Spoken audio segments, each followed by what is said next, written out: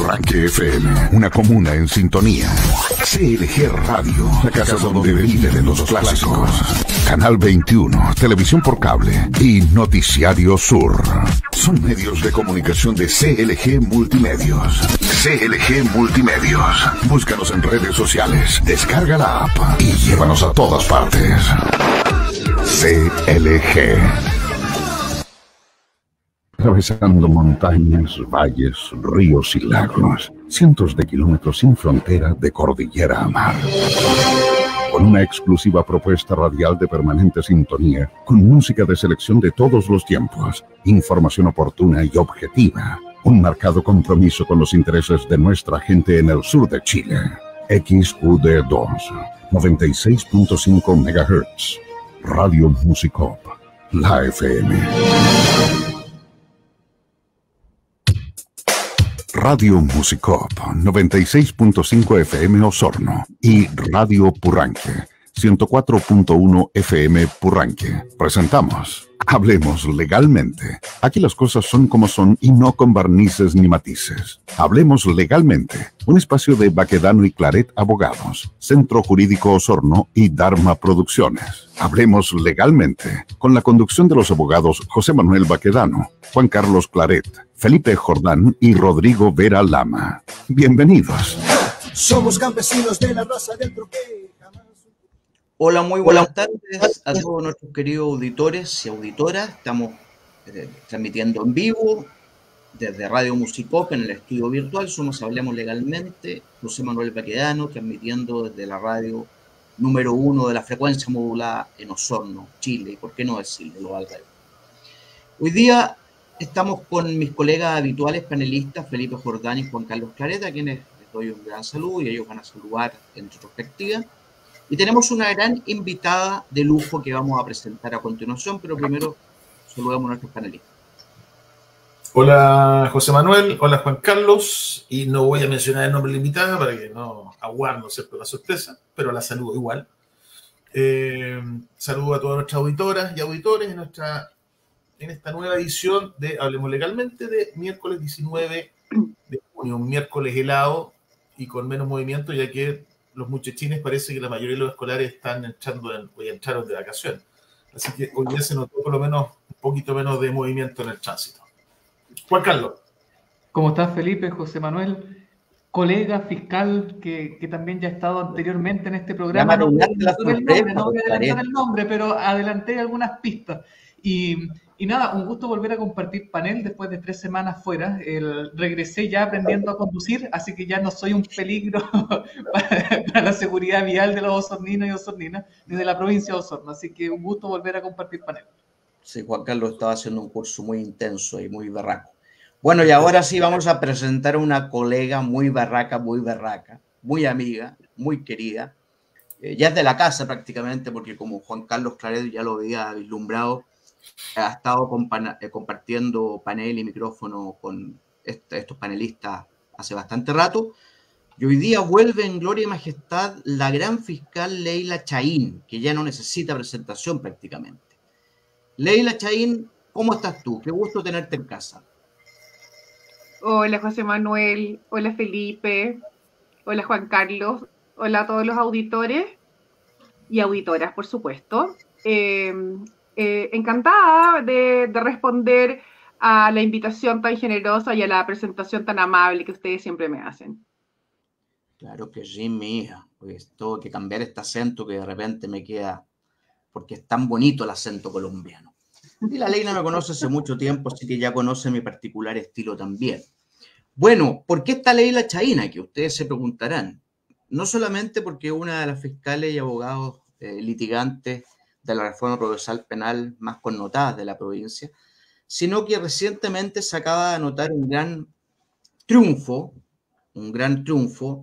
con una noticia, fíjense ustedes, para que los que dicen que la justicia tarda pero llega, con una noticia que causó mucho revuelo en su minuto y fue monitoreada por todos los medios. Yo brevemente voy a refrescar la memoria. Vamos a hablar de un caso que se inició el 18 de septiembre del 2020, que fue un secuestro, un robo con intimidación y otros hechos de delitos especiales previstos en leyes especiales, y que se generó o tuvo su origen la noche del 15 de septiembre del año 2020, ya estamos hablando un par de años atrás, pero la investigación ha sido complicada y le voy a explicar por qué. Ha habido muchos defensores, tanto públicos como privados, pero sucintamente yo voy a resumir, y desde ya Leila queda autorizada para rectificar cualquier error de hecho que pueda cometer. El 15 de septiembre del 2020, una banda criminal que se dedicaba al robo de cigarros procedió a cometer un hecho muy delicado. Aquí tenía la notita, ¿no es cierto?, que consistió en, déjenme un segundito, que como esto en vivo a veces pasan estas cosas. Si quieres te ayudo, José Manuel. No, espera un poquito, aquí está lo hecho. Ya.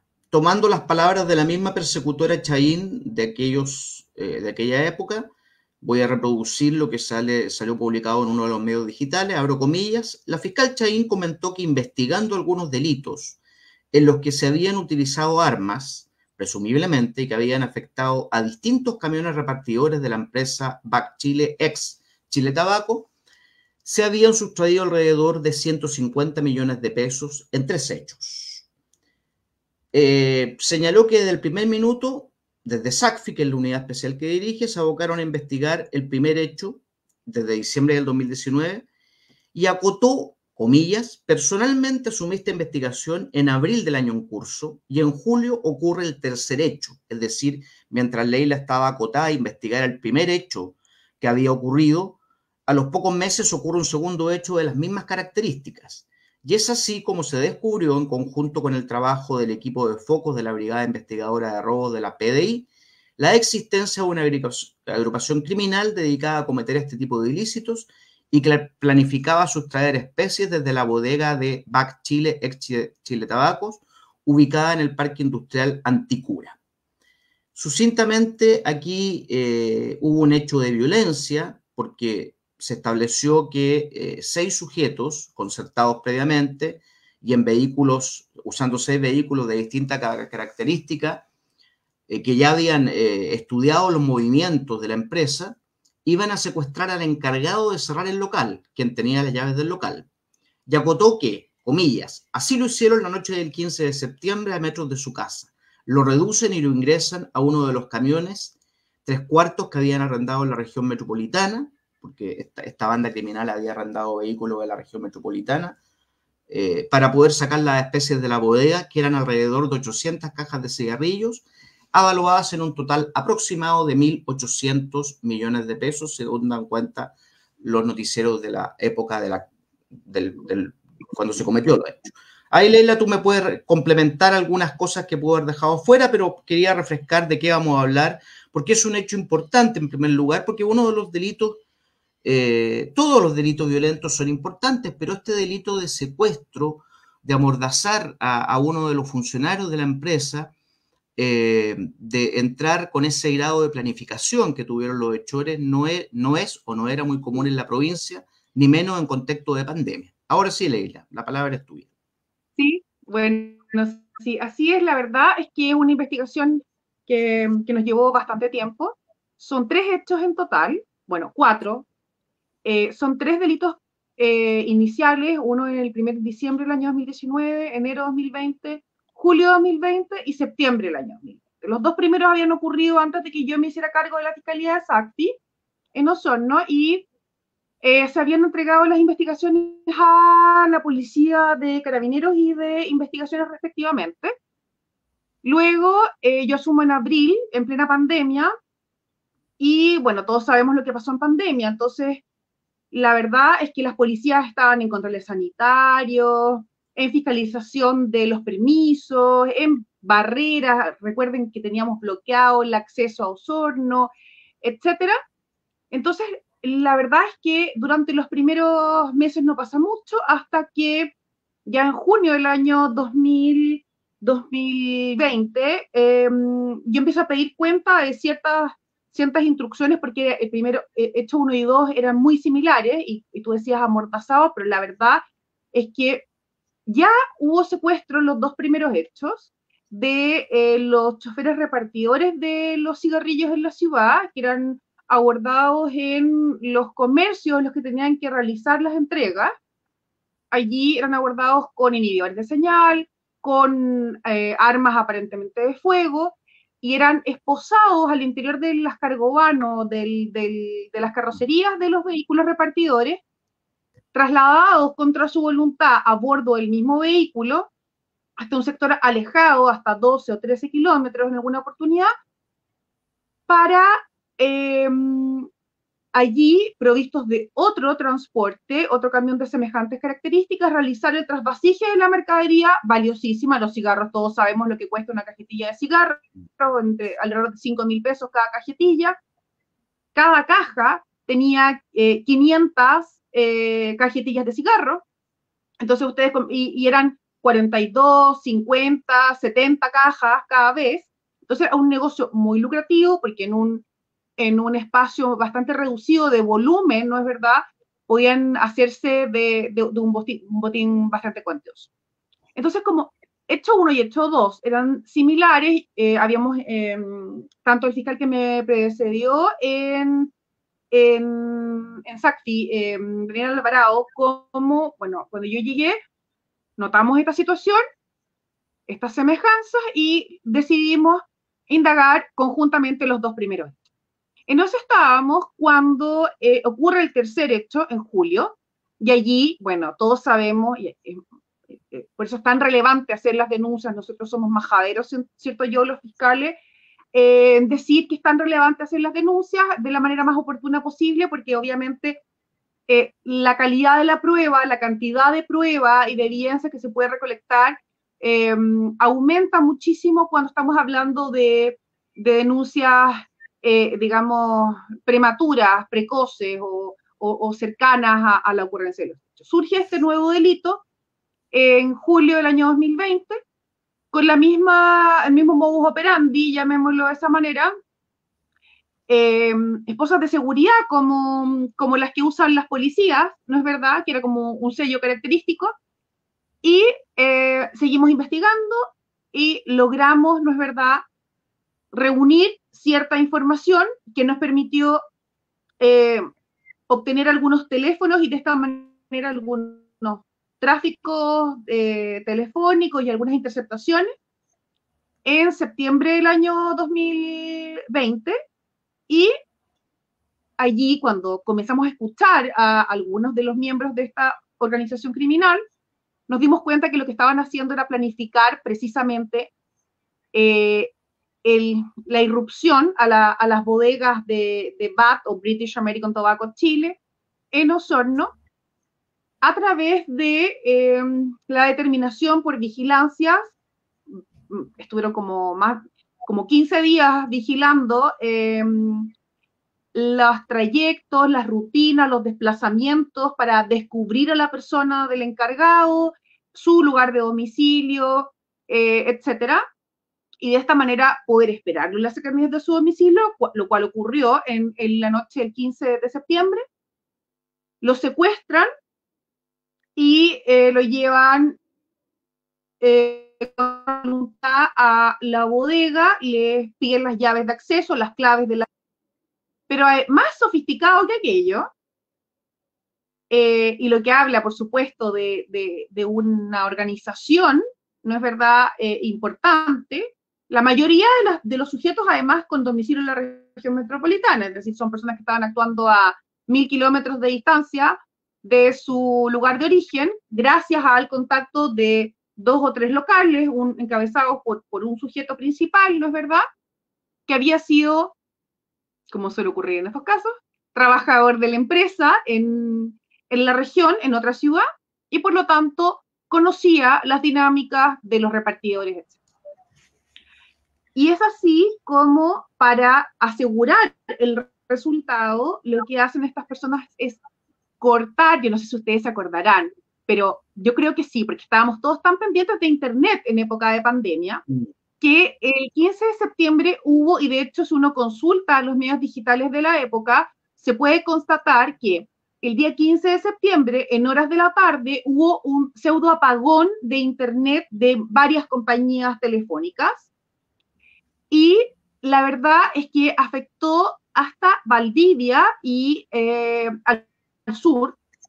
Por ejemplo, Telefónica del Sur, eran, no sé, decenas de miles de clientes sin internet, sin telefonía, no había cajeros automáticos, nada, porque estas personas lo que hicieron fue sabotear la fibra óptica, y por eso fueron condenados también, me estoy adelantando un poco con el resultado del juicio, por esta ley especial de telecomunicaciones. En definitiva, lo que nosotros logramos fue desbaratar esta banda, logramos la detención de 14 personas e individualización de 14 personas. Todos ellos fueron condenados por los hechos de septiembre, y además algunos de ellos, de los que podíamos acreditar la participación en hechos anteriores, también fueron condenados, salvo en el hecho 1, que la verdad no teníamos mucho, o sea, es como decirlo de alguna manera, no tengo prueba, pero no tengo duda de que habían sido los mismos. No obstante, el tribunal consideró que, claro, había prueba indiciaria, no es verdad, pero el tribunal, después de un larguísimo juicio, yo diría que histórico juicio, porque duró más de 3 meses, casi 3 meses y medio, un solo juicio oral, para 11 de los acusados. A eso te quiero llevar. Perdón. A eso te quería llevar. Bueno, lograron condenar, decidieron por unanimidad condenar a los 11 acusados, ¿no es verdad? Algunos de ellos por 3 hechos, otros por 2, y todos por al menos 1, que era el último en donde fueron detenidos la mayoría de aquellos en flagrancia, incluyendo al financista de esta organización, que jamás se movió de la ciudad de Santiago y fue detenido en la mañana del día 16 en sus oficinas en la región metropolitana, lugar donde incautamos evidencia también relacionada y que permitió acreditar que era él el que había financiado esta operación y proporcionado distintos medios, y también fue condenado como autor. Oye, Leila, sí, es un hecho complejo. Los auditores que nos escuchan a lo mejor pueden pensar por qué después de 4 años hay sentencia de término, digamos. Entonces, sería interesante, porque siempre está la sensación en la comunidad, en la opinión pública, de que los juicios, sobre todo en materia penal, pareciera ser que no avanzan con la rapidez que uno desearía. Por eso sería interesante que expliques cuáles fueron tus contendores, con cuántos defensores tuviste que enfrentarte, las complejidades del caso, cuándo lograste prisión preventiva en una línea de tiempo, ¿no es cierto? Y respecto de las condenas, porque entiendo que este fallo ya está firme y ejecutoriado, ¿no? ¿O hay recursos pendientes? No lo está. Estamos en etapa solo de veredicto. La sentencia se lee el día 12 de julio, como para saber los montos de las penas, pero en definitiva ya están condenados, o los quantum, como decimos nosotros, ¿no es verdad? Estoy tratando de hablar en fácil, José Manuel.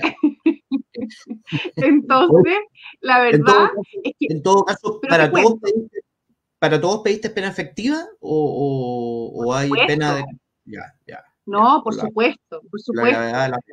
Todos penas efectivas, todos penas de crimen, y bueno, un poco respondiendo a tu pregunta, estas personas están en prisión preventiva desde que fueron detenidas. La gran mayoría, bueno, hablemos de que hubo 3 condenas respecto de personas que fueron digamos, acordadas, negociadas, penas negociadas en abreviado, porque o bien no participaron en el hecho del 15, fundamentalmente, sino que se logró la participación solo en las vigilancias previas y por lo tanto a título de cómplices y no de autores de los últimos hechos, o también en un caso se logró determinar la participación de uno de ellos en otros hechos, pero con circunstancias modificatorias, incluyendo, por cierto, una completa declaración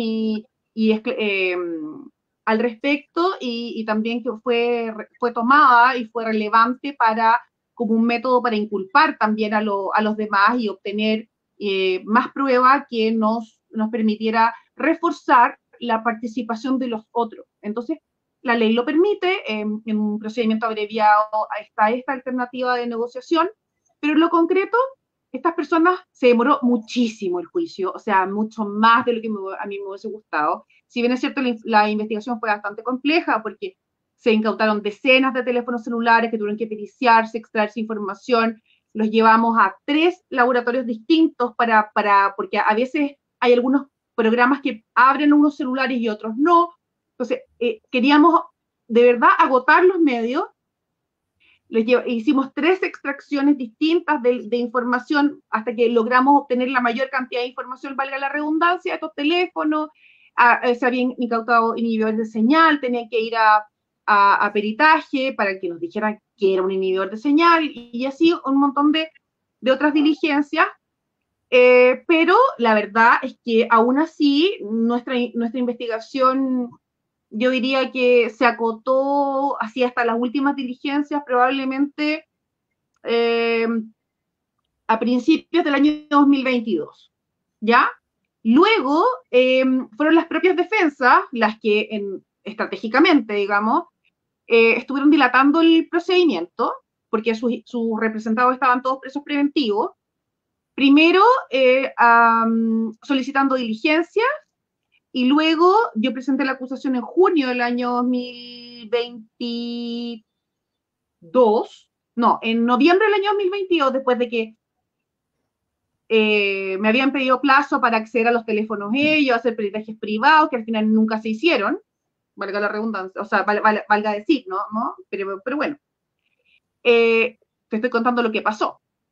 Y luego, lo que se pretendía, creo yo, lo digo con mucha honestidad, era dilatar tanto el procedimiento que la prisión preventiva fuera insostenible, en definitiva, ¿ya? Luego se pidió la reapertura de la investigación. Yo presento acusación en noviembre del año 2022, se pide la reapertura y recién me permiten volver a cerrar la investigación en junio del año 2023. Hubo mucha dilación fiscal. Oye, Leila, como el tiempo... Muchísima. Sí, mucha dilación. Bueno, lo que te quería contar en definitiva es que esta situación de todas maneras no tuvo ningún resultado, ningún efecto útil, porque los sujetos llegaron privados de libertad todos, en prisión preventiva. Era una situación que fue revisada hasta por la excelentísima Corte Suprema, quien decidió que el transcurso del tiempo no era un elemento decisivo para mutar la medida cautelar. Para mutarla. Hasta que se realiza el juicio desde el 4 de marzo de este año hasta el jueves pasado. ¿A una semana? 4 de marzo, sí. El jueves pasado. Wow, mega juicio. ¿Eh? Abro micrófono para Juan Carlos y Felipe, que a lo mejor tienen consultas para ti. Fiscal, ¿cómo estás? Gusto en saludarla. Mire, me pasan varias cosas porque sin duda de que la causa es un éxito y es bueno que se anuncie también por los micrófonos de la radio, pero me quedo particularmente con el mensaje ciudadano que usted daba al inicio sobre el valor de las denuncias. Y con eso la pregunta, porque usted decía, es importante que las personas denuncien, porque así CITFI también puede tener una base de datos concreta sobre dónde están los focos y se pueden incluso anticipar eventuales delitos. Pero mi pregunta es, ¿cuáles son las reales expectativas que tienen las víctimas para ser reparados los daños que sufren, por ejemplo, respecto a delitos económicos, delitos donde finalmente la víctima se pregunta, dice, bueno, me enfrasco en un juicio, vamos a estar tanto tiempo, la fiscalía obtiene un triunfo, pero ¿y conmigo qué es lo que sucede? Entonces, ¿dónde está el incentivo, digamos, para que más allá de un dato estadístico, las víctimas efectivamente se sientan motivadas a denunciar?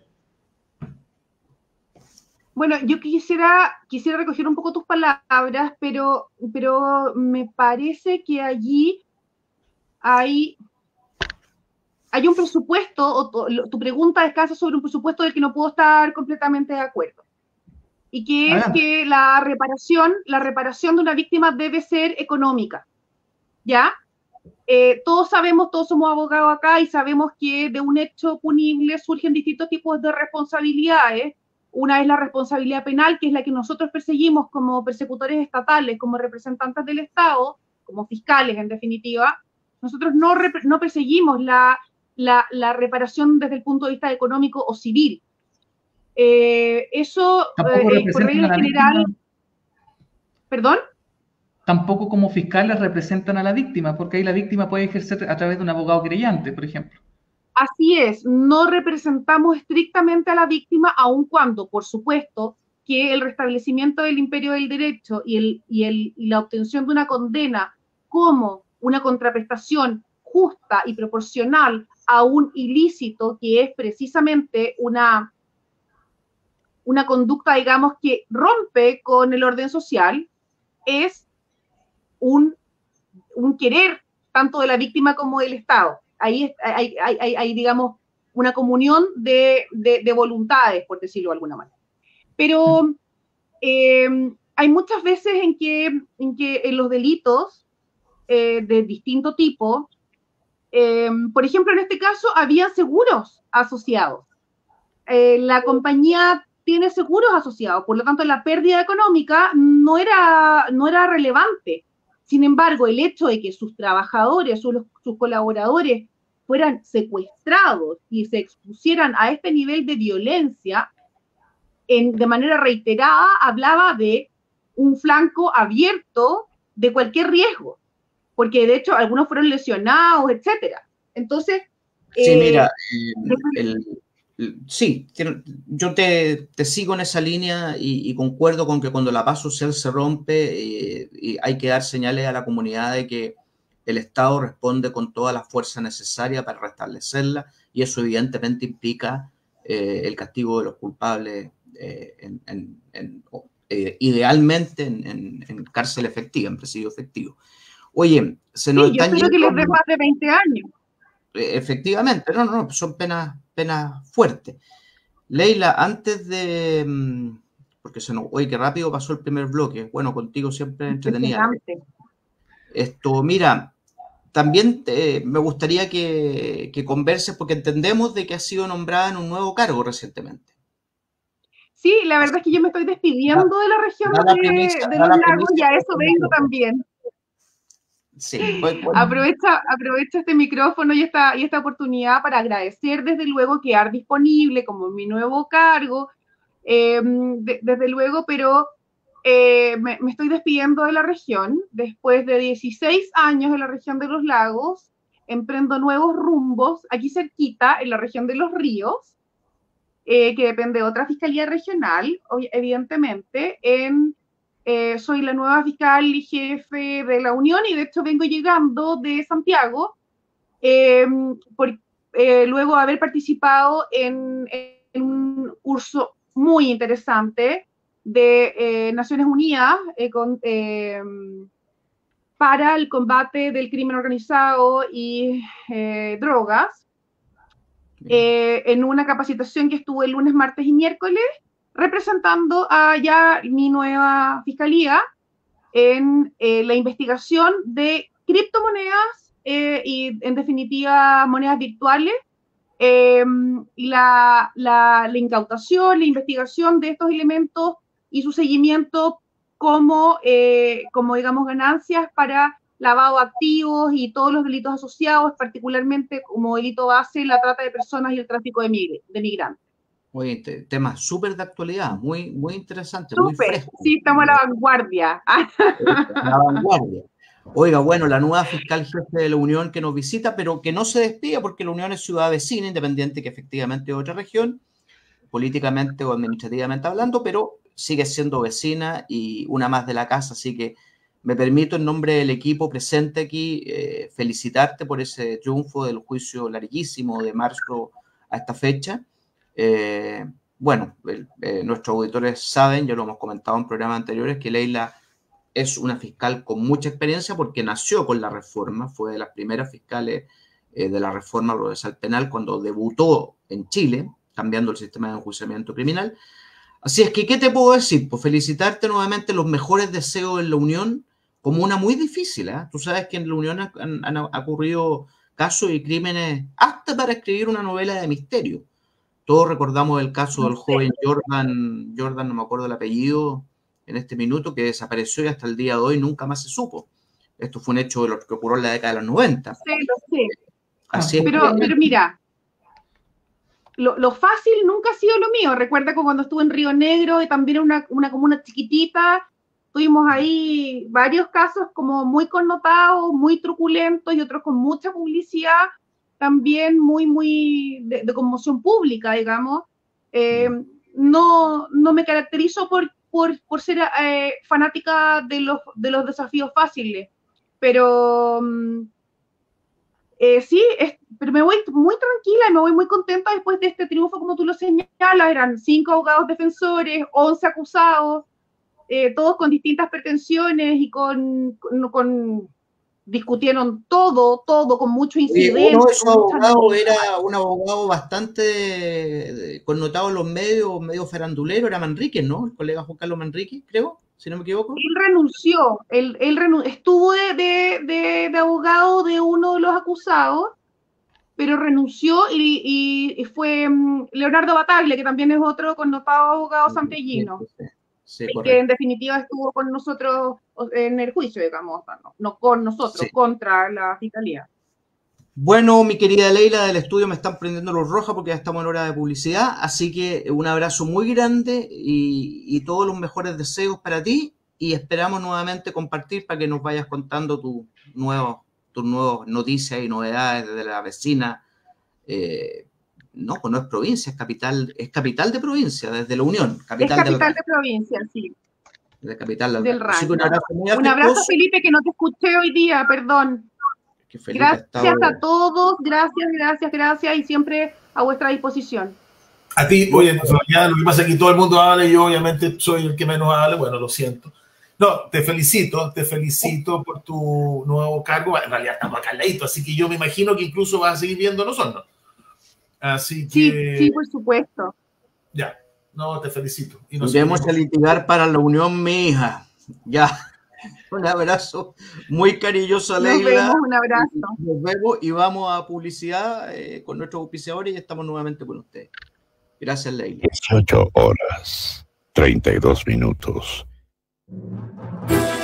Baquedano y Claret Abogados, un estudio de abogados que ofrece un completo servicio profesional en las áreas penal, administrativo, civil y defensa ante el Estado. Experiencia atendiendo causas de alta complejidad e impacto. Baquedano y Claret, profesionalismo y resultados es lo que ponemos a su disposición. Baquedano y Claret Abogados. Nuestras oficinas en calle O'Higgins, 1271 Osorno. O visite la web baquedanoyclaret.cl. Neumáticos Osorno saluda cordialmente a su distinguida clientela e informa que tiene a su disposición una amplia variedad de neumáticos agrícolas de la prestigiosa marca Pirelli. Además, somos distribuidores oficiales para la zona sur de la marca Maxxis, donde encontrará la medida adecuada para su auto o camioneta. Neumáticos Osorno, ubicados en Maquena, esquina Ecuador, les entrega la mejor asesoría, servicio y precio.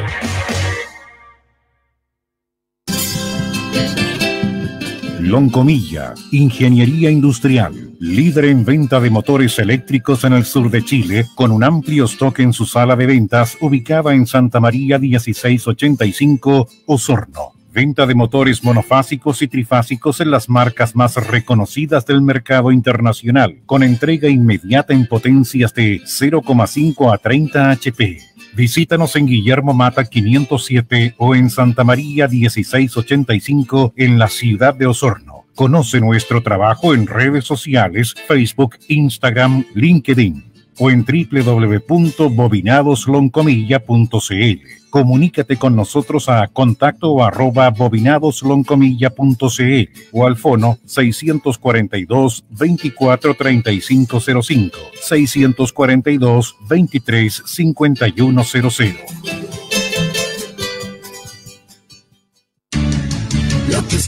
Archi Los Lagos te informa. El fin del siglo XIX y comienzos del XX puso en evidencia los progresos científicos logrados por la acción policial. Primero, con el perfeccionamiento de la identificación criminal con la fotografía y luego con la utilización de la antropometría y planimetría para estudiar el sitio de suceso. Junto a los avances del derecho penal y de la criminología, orientaron la opción por la policía científica como modelo profesional de los agentes. Asimismo, se comenzó a generalizar el anglicismo detective para referirse al agente de seguridad. Este es un aporte de la Asociación de Radiodifusores de Chile, Archi, Región de los Lagos. Tu mejor compañía en Osorno. Radio Musicop 96.5.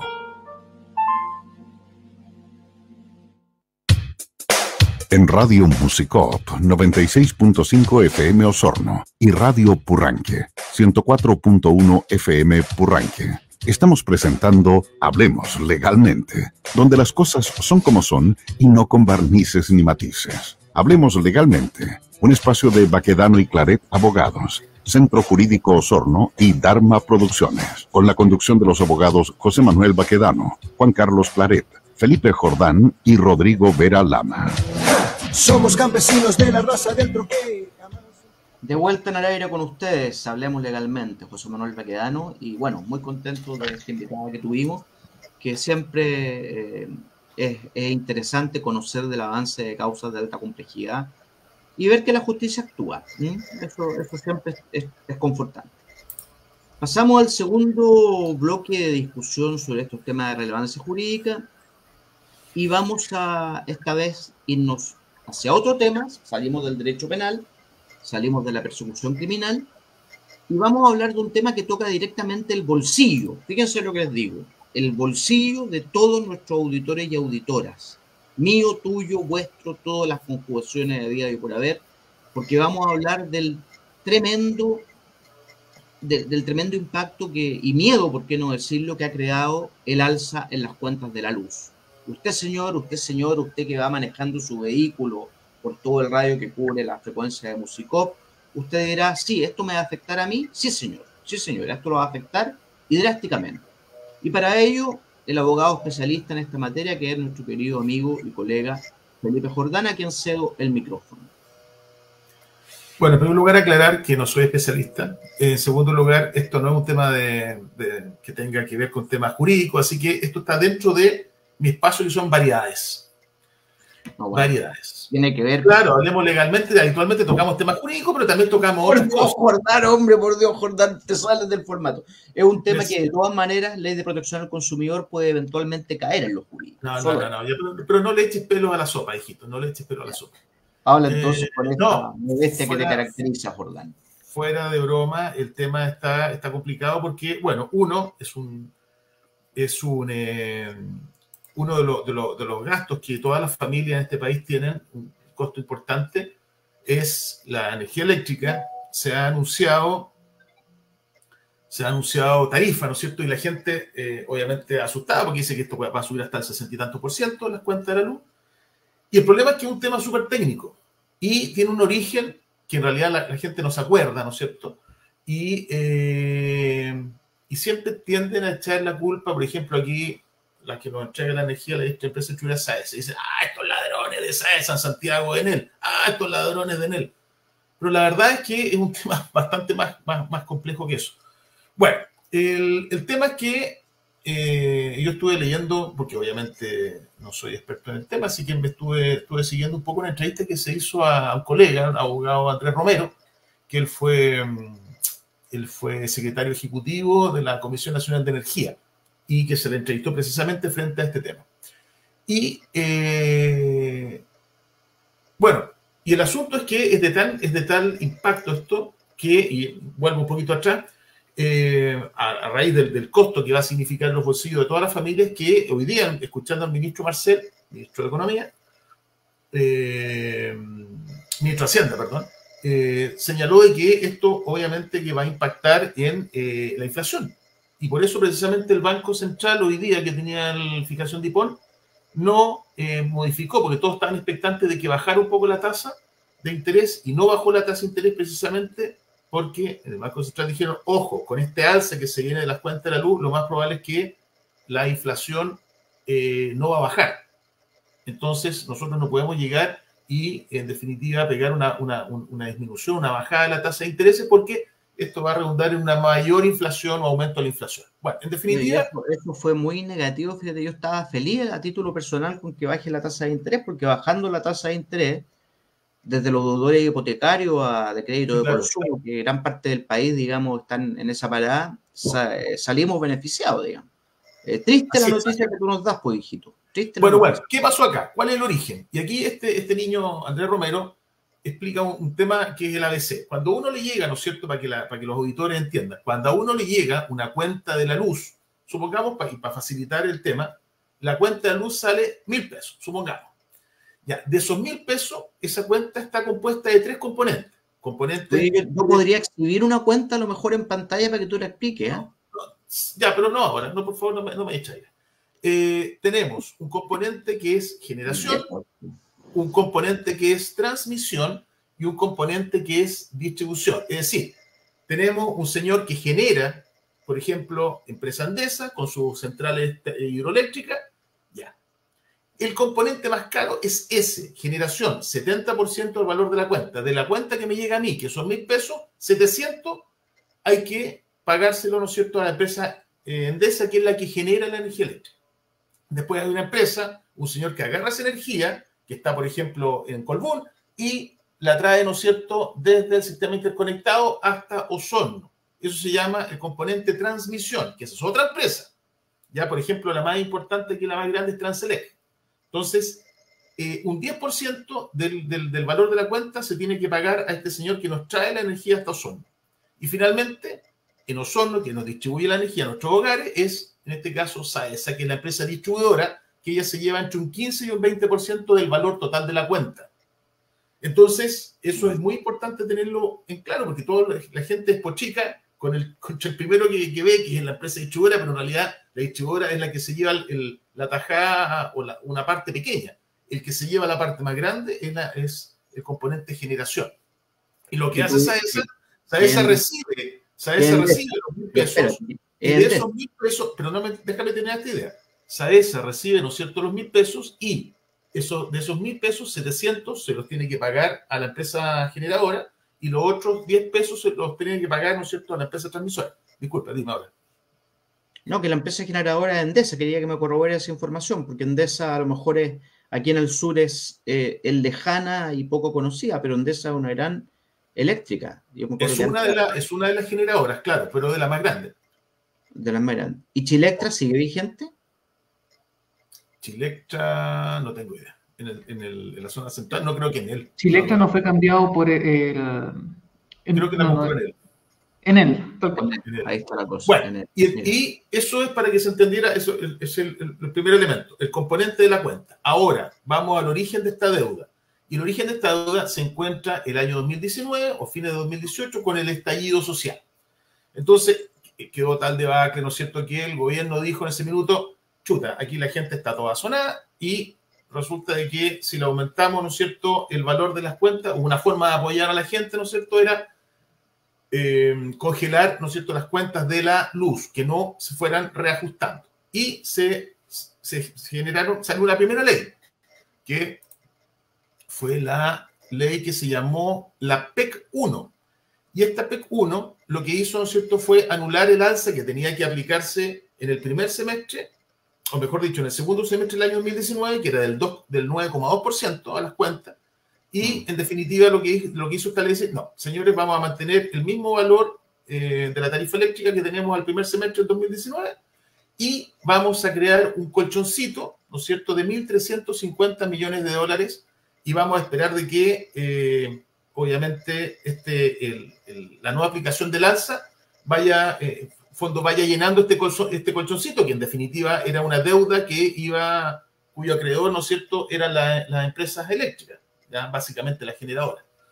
Sin embargo, rápidamente se completó ese colchoncito, esa deuda de 1.350 millones de dólares, y el gobierno el año 2022, en agosto del 2022, saca una nueva ley que se llama la PEC 2 y que vuelve a congelar la tarifa eléctrica y crea un colchoncito más grande ahora, de 1.800 millones de dólares, que es un colchoncito que es a cuenta, ¿no es cierto?, de las empresas eléctricas a las que no se le ha reajustado, ¿no es cierto?, su tarifa. Claro. Entonces, eso explica que al día de hoy, ¿no es cierto?, la deuda que existe, y básicamente, porque esto básicamente contempla, ¿no es cierto?, a la empresa generadora, de 6.000 millones de dólares. 6.000 millones de dólares, que es equivalente al 2% del Producto de Ingreso Bruto, del PIB. O sea, es una cantidad de plata enorme y que, como te digo, básicamente se centra en la deuda que se le debe a las empresas generadoras. Entonces, ahora en abril, ¿no es cierto?, se aprueba, ¿no es cierto?, una ley, ¿no es cierto?, para normalizar el tema tarifario. Y esa ley, ¿qué es lo que establece? La ley establece que se va a normalizar las tarifas en 2 etapas. Primero, va a haber un recargo, porque esta plata hay que devolverla. ¿Y de qué forma se va a devolver? Aumentando el valor, ¿no es cierto?, en 22 pesos adicionales por cada kilowatt hora hasta el año 2028. Y del año 2028 al año 2035 se va a aumentar en 9 pesos adicionales. O sea, primero 22 pesos y después 9 pesos adicionales. ¿Ya? Por lo tanto, dicen que en la primera etapa las cuentas podrían aumentar hasta un 42-43%, y ya cuando se aplique el aumento adicional a contar de 2028, las cuentas podrían llegar a subir hasta un 63%. ¿Ya?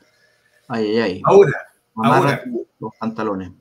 Claro, no, imagínate. Y el tema, y lo otro que dice, pero ¿cómo se generó tanta deuda? Bueno, hay 2 factores que son re importantes que contribuyeron a que aumentara, ¿no es cierto?, tanto esta deuda con las empresas básicamente generadoras de energía eléctrica. Uno fue el tipo de cambio. ¿Por qué? Porque el año 2018, a fines de 2018, teníamos un dólar a 640 pesos y se congeló el valor o la tarifa a ese valor, a ese precio. Y resulta que ahora estamos casi en 950, 960, casi 1.000 pesos. Entonces, eso es un factor, el aumento del tipo de cambio, el aumento del valor del dólar. Y el segundo fue la guerra en Ucrania, la que hizo aumentar el precio internacional de los combustibles. ¿Ya? Y dentro de ellos, por ejemplo, que se mencionaba este colega que fue ex secretario general de la secretario ejecutivo, perdón, de la Comisión Nacional de Energía, hace el ejemplo del carbón. El carbón aumentó en un 300% a raíz de la guerra en Ucrania. La plantilla, ¿no es cierto?, de generación nacional, en lo que es la producción termoeléctrica es baja, pero de todas maneras eso incide, ¿no es cierto?, en las tarifas, y ese elemento, ese factor, tampoco se indexó en el aumento, ¿no es cierto?, de las tarifas. Entonces, estos porcentajes son los que se disparan. Ahora, 2 cosas. Uno, para apoyar, ¿no es cierto?, el gobierno, ¿no es cierto?, para apoyar a la gente, ¿no es cierto?, con estos productos, estos aumentos, en la misma ley, ¿no es cierto?, establece subsidios.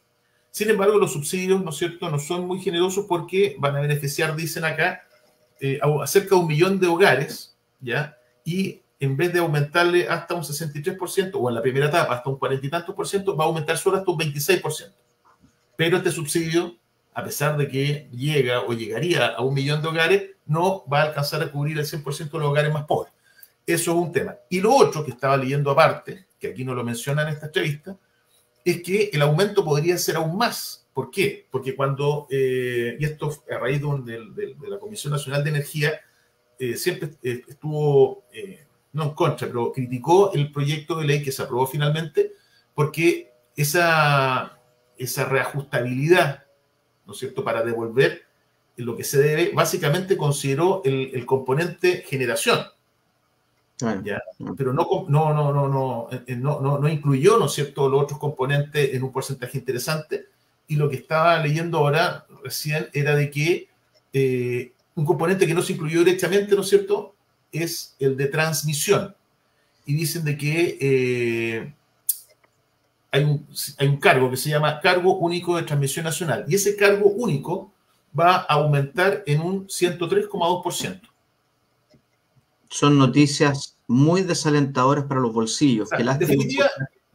El recargo va a ser más de lo que, o lo más probable es que el recargo va a ser más de lo que se anunció que iba a ser. Fíjate, para muestra un botón, hay sectores en Osorno donde una cuenta promedio, hablamos de los que más pagan luz, generalmente son los que viven en parcelas, Las Quemas, Pilauco, entre otros sectores. Pagan un promedio entre 100 y 150. Un promedio entre 100 y 150 hoy día. O sea, si aplicamos un 45%, ¡ay, señor mío y Dios mío! Es realmente monstruoso. Hay que tener un ítem especial, así como uno tiene un presupuesto familiar, tanto en supermercado, ¿no? En cuenta va a tener que haber un ítem especial para la luz. Es monstruoso.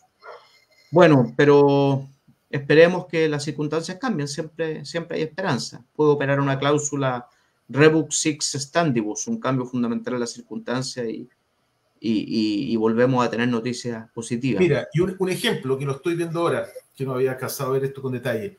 En este mismo reportaje que es en La Tercera, que salió hace unos días atrás, lo que se sostiene es que incluso el aumento del cargo por transmisión va a ser mayor que el aumento que establece la ley, ¿no es cierto?, que incluye o que comprende básicamente a generación. Aquí se señala de que, en concreto, la consecuencia entonces será que los clientes de Antofagasta van a pagar un recargo por transmisión de 25,7 pesos por kilowatt, en Santiago 16, 28, y en Puerto Montt 39,1 pesos recargo exclusivamente por transmisión, más los 26 pesos que se van a tener que pagar adicionales por kilowatt para devolver las lucas, ¿no es cierto?, esta deuda con la generadora. ¿Te fijas? No, una monstruosidad. Bueno, gracias, Felipe, por exponer este tema en forma tan pristina y en forma tan clara. Antes de dar la palabra a Juan Carlos, yo no puedo dejar de mencionar un tema que me tiene muy atravesado, y que es la intromisión inaceptable de la dictadura de Nicolás Maduro, que nos ha bombardeado permanentemente a Chile. Y ahora el brazo persecutor del dictador Maduro, que es el fiscal general de Venezuela, un hombre que se llama Tarek William Saab, que ha aparecido en cuanto medio de difusión pública. Parece que es un hombre que, además de ser fiscal general, no le hace honor al cargo, porque un fiscal nacional o general que están en la misma altura tienen que ser ponderados, tienen que ser prudentes, criteriosos, pero siguiendo la tónica de este país caribeño tan lindo, pero tan totalitario por los dictadores que ha tenido Maduro ya el cúlmine, aseguró, fíjate, que el país caribeño de Venezuela ha colaborado con Chile. Estamos hablando del caso Ojeda, todos recordamos el caso del ex militar venezolano Ojeda, que fue secuestrado en Chile y fue ejecutado de una manera horrible, ya lo hemos comentado en otros programas. Luego fue enterrado, ¿no es cierto? Estuvo desaparecido un tiempo hasta que policías chilenos lograron dar con su cuerpo para darle cristiana sepultura. Bueno, y este caso, donde voces autorizadas del Ministerio Público chileno involucraron a agentes de inteligencia venezolano, eso parece que cayó muy mal en la dictadura venezolana, y el fiscal Tarek William ha hecho eco de esto y ha empezado a dispararnos con balas de grueso calibre, acusando a nuestro país de mentir sobre la falta de cooperación, ¿no es cierto?, y con epítetos mucho más duros, en el sentido de que aquí publica en su cuenta Twitter, ex Twitter, ahora que se llama X, dice: en torno a las histéricas y distorsionadas declaraciones oficiales de voceros gubernamentales chilenos, dirigiéndose a Monsalve, ¿no es cierto?, el subsecretario de Interior, dirigiéndose al fiscal nacional del Ministerio Público chileno, ¿no es cierto?, dice, en donde a través de su acostumbrado lenguaje soez vuelven a mentir en relación al caso Ojeda, esta vez para decir que la Fiscalía venezolana no va a dar pie, espérate, se me cortó la cosa, no vamos a entrar en esa polémica, dice, el fiscal venezolano arremetió en términos sumamente duros a nuestra autoridad y le ha salido a responder el canciller Van Claveren. En una declaración escueta desde Europa dijo: ya estamos acostumbrados a las declaraciones del fiscal nacional de Maduro. La verdad es que siempre lo he dicho, dice Van Claveren, no es la persona más indicada para reconocernos algún tipo de procedimiento. Oye, es tremendo. Yo no sé si ustedes tienen algún comentario de esto, Felipe, Juan Carlos, pero realmente cuando uno ve las noticias a este fiscal Tarek William, lleno de tatuajes, más parece un imputado criminal que un fiscal general. No sé si algún comentario tienen sobre este hecho. Tengo comentario acotado sobre los dos últimos temas, tanto lo de Felipe como lo tuyo. Respecto a lo de Felipe, que fome que el tema eléctrico esté subiendo tanto porque los bolsillos se resienten, y sobre todo, considerando el medio ambiente y el futuro, lo cierto es que calefacción por leña no es sostenible en estas condiciones, por lo tanto tenemos que apostar a la electricidad como principal medio de calefacción, y esto sin duda es un retroceso, o mejor dicho, un desincentivo a transitar precisamente la electricidad. Respecto a lo de Venezuela, JM, mira, uno, no me extraña, y dos, aquí es donde uno dice hasta qué punto, digamos, uno cree en la autonomía de los órganos, porque el fiscal general de Venezuela, si quieres corrígeme, entiendo que no es elegido por el gobierno de turno, sino que goza de la misma autonomía con la que goza el fiscal nacional de acá. Entonces no deja de ser curioso, porque uno podría decir, oye, pero si uno es un órgano constitucionalmente tal vez, digamos, autónomo, y lo cierto es que uno podría decir, bueno, tal vez no tiene la influencia de Maduro, pero uno sabe que en los hechos sí lo hay. Y mi pregunta es, bueno, ¿uno podría sostener lo mismo con el fiscal nacional de otro país o del mismo Ángel Valencia? Entonces, no deja también de ser llamativa esa otra cara de la moneda. Bueno, pero no olvidemos, eso sí, que tú partes de la premisa de que Venezuela es parecido a Chile. No, Venezuela es una dictadura. Eso todo el mundo está conteste de acuerdo, menos el Partido Comunista. El Partido Comunista es el único que se enoja incluso con Boric cuando el presidente Boric dice que estamos hablando de una dictadura. Por lo tanto, la elección de este fiscal tatuado, el hombre que podría ser un imputado por narco ahí, es totalmente sorprendente. Pero sí me alegro que el gobierno del presidente Boric en esta oportunidad haya estado a la altura de las circunstancias para poner los puntos sobre la I a Venezuela. Oye, yo sé que tú, Juan Carlos, tenías un tema, pero ya estamos en la hora de cierre. No sé si lo quieres brevemente comentar. No, va a ser más de 3 minutos, así que no voy a alcanzar. José Manuel me quitó el micrófono, que se sepa. No, mentira. Así que, no, pero lo converso la próxima semana. Pero danos una van premier, porque fíjate que es un tema sensible. Es un tema sensible en un contexto donde el país está desacelerando su crecimiento, tal vez derechamente ya en retroceso, tal vez está muriendo más gente, digamos, de la que nace.